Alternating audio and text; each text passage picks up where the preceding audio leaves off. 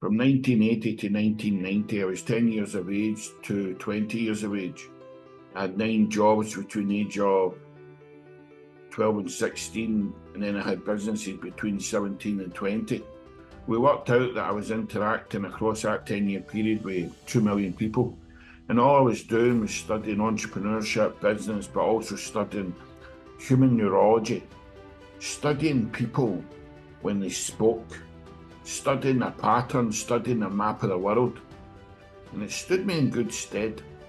From 1990 to the year 2000, I was leading superhouses across the UK, getting extraordinary KPIs. But it was all came from the 80s to the 90s by understanding people, but also ensuring that we always did a fantastic onboarding process and selection process, and we never deviated from the rule. Because I've been watching all the pain from the 80s to the 90s, so I knew what was right and what was wrong. I knew what motivated people and demotivated people when they went to the workplace. So we brought in this fantastic recruitment strategy. Then when it came into the later years, when I built a group of companies, there's something that we had zero pain. We had zero people pain. And the reason why we had zero people pain, take it away back to the 80s to the 90s, studying neurological patterns. Then I trained with psychologists all around the world.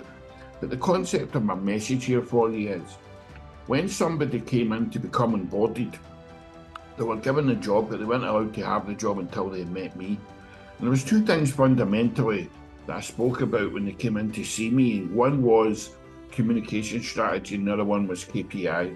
I did spend time me expressing how I knew them more than they knew themselves, because obviously I've been reading neurological patterns my whole life. But 2 fundamental things I spoke about was communication strategy, that it had to be one rule, and it had to be instant. As soon as you received a call, a text, or an email, instant, and the clock was ticking. And I told them that I would be monitoring how long it was taking them to get back to people. And I've lived by that rule my whole life. The other one was key performance indicators. They would be given a KPI report. And the reason why we talked about communication and KPIs is because I expressed myself this way. I will not allow you to slow down my story of where I want to get to. So we are all for employing and recruiting and giving people the opportunity when you're the right person. But how you need to perform is at a level beyond how you can think today. And you're going to have to grow into this person. But 2 of the rules I'm going to tell you right here and now. Communication has to be instant, and I'll be observing. And the other is KPI reports, that everything's fed into me and then goes to a board. And I would say that from the off, and then I would cuddle them and whisper in their ear and say, show me respect. If it's not for you and you leave, just give me your 3 months notice. But communication strategy has to be instant, and key performance indicators with no emotion is how I'm going to measure you.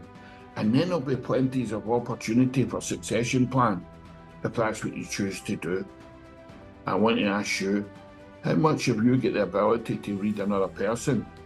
What's your communication strategy like? What's your onboarding strategy like? And what's your key performance indicators? Because what it does is it keeps everybody on check, that everybody's going at the same pace to the direction of understanding where you came from, where you are, but staying on track, with everybody moving in the same direction at the same pace towards where your destination is, which is your vision, your story.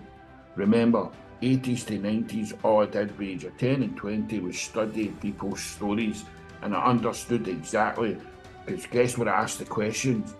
Every time somebody spoke to me at the age of 10 and 20, the only place I went to was, tell me about your job, tell me about how you led, tell me about your onboarding, what's your communication strategy, how do they measure you? And remember that you cannot manage what you do not measure. I hope that was helpful, and I wish you a wonderful, truly remarkable, fantastic, amazing day.